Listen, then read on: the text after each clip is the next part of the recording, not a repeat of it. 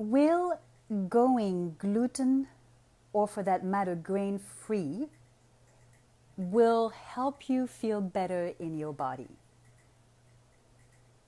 Hello, my name is Laure, and if we are meeting for the first time, I am an Ayurvedic diet and lifestyle consultant, and I help women have a healthier relationship with foods and with their body, as well as lose weight sustainably and permanently by shifting from a restrictive, one-size-fits-all diet approach to a health and balance approach using the wisdom and principles of Ayurveda.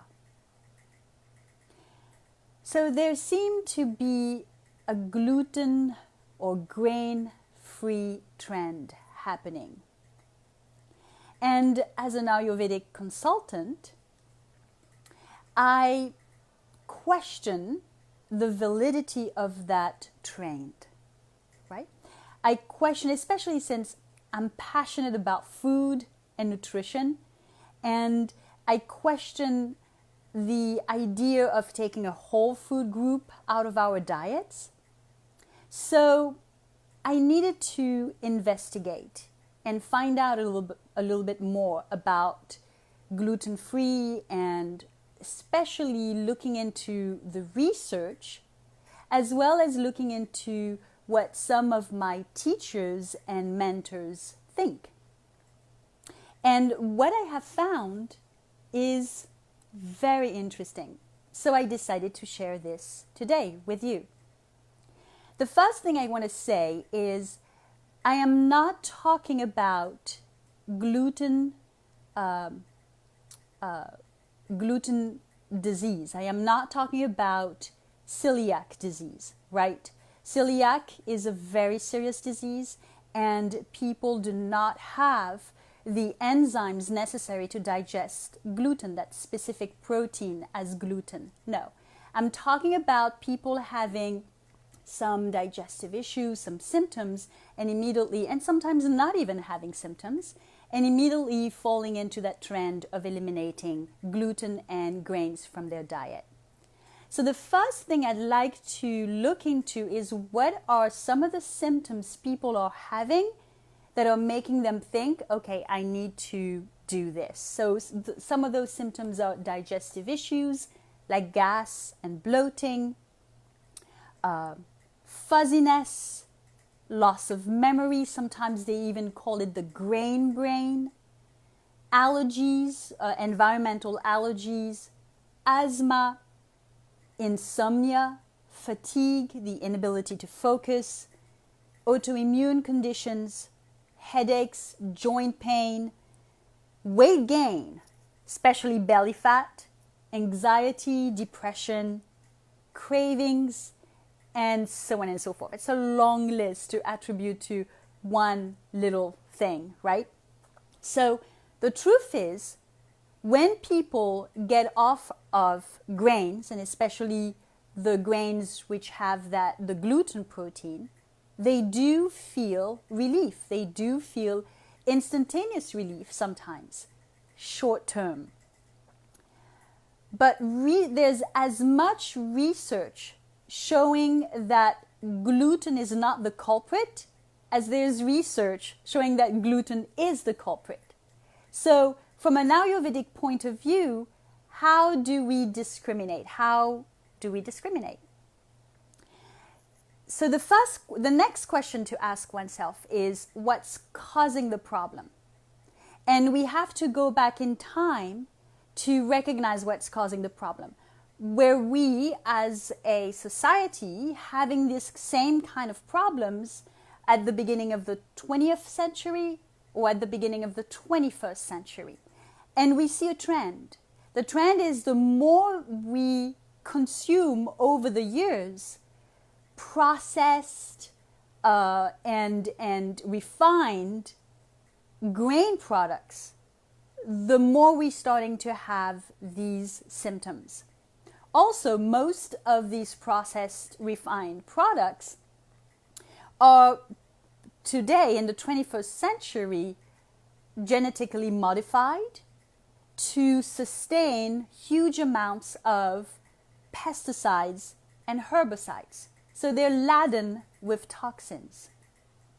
The other thing causing these symptoms are stress, and then, of course, unwholesome food choices and specifically food habits.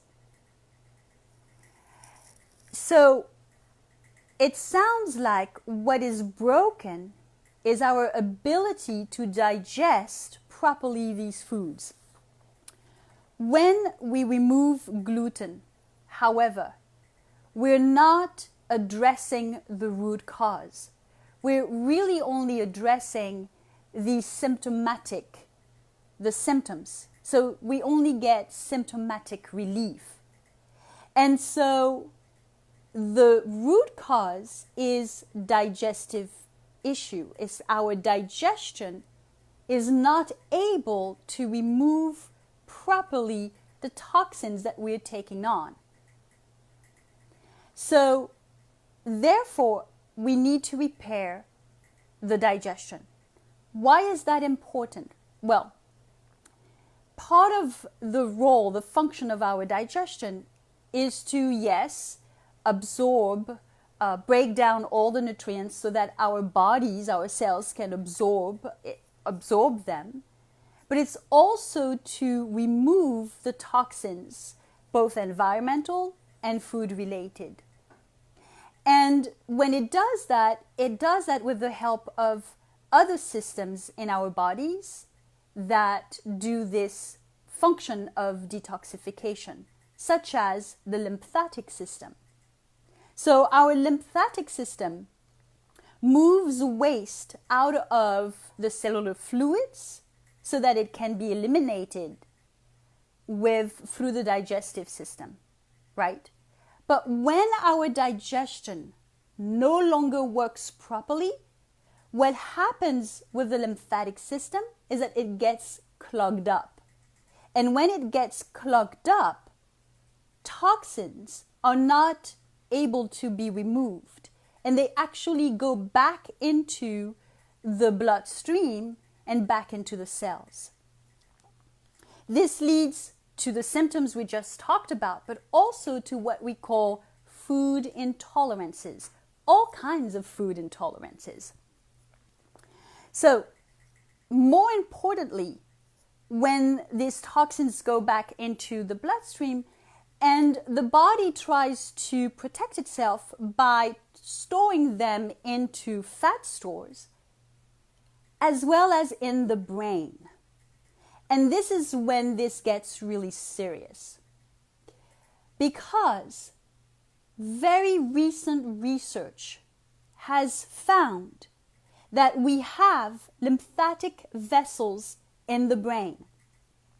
And when we sleep, these vessels drain the toxins such as, and I have to look at my notes to remember the name, such as beta amyloid plaques, which are found to be linked to Alzheimer's disease, by the way. So the lymphatic vessels, when we sleep, drain those toxins into the rest of the body's vessels to be eliminated through the digestive system. So when the digestion is not working, the lymphatic system is no longer working, and there's a buildup of toxins, which in Ayurveda we call ama. And ama doesn't have a direct correlation in Western medicine per se, so we call it toxins, but it's the kind of toxins we're talking about, this buildup of waste.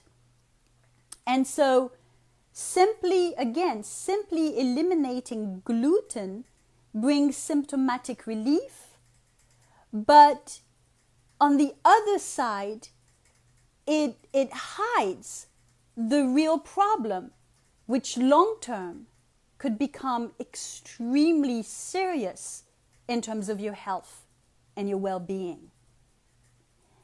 So I encourage everyone having the symptoms we just mentioned to actually get to the root by improving their digestion, which is something Ayurveda focuses intensely on.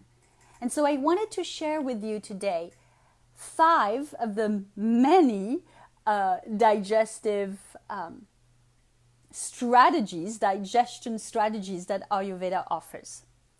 The first one is obvious. If you're having these symptoms, yes.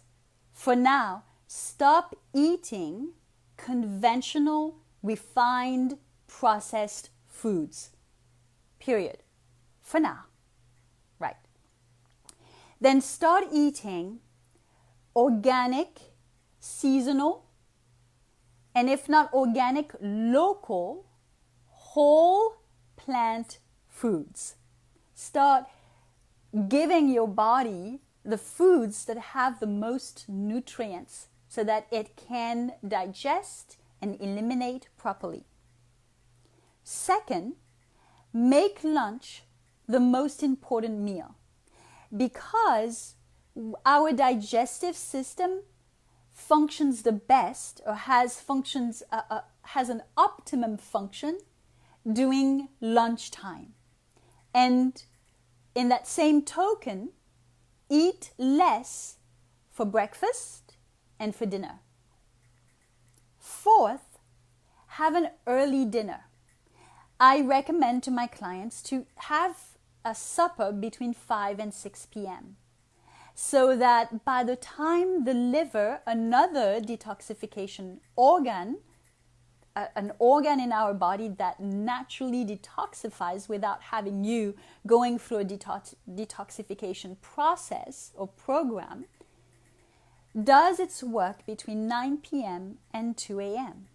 So you really want to have digested your last meal by 9 p.m. so that it can metabolize the waste, and as well as other foods or nutrients. And fifth, eat at least until 75% full. In other words, do not overeat. Overeating overburdens the digestive system. So I really hope this has been eye-opening for you. I would recommend that you read an extremely fascinating book from Dr. John Douillard, who is an Ayurvedic doctor, called Eat Wheat. And it's fascinating, and at the same time, because it gives you all of the research, but also it helps you, it gives you ways to reintroduce whole wheat grains in your diet and other foods that you have developed a sensitivity towards back in your diet without any problems at all whatsoever. Also, I recommend that you sign up for my free ebook. The link is right below this video to get more Ayurvedic digestion strategies for your health and your well-being. Thank you for watching. Hello, Cynthia. Thank you for being here, and I will see you next time.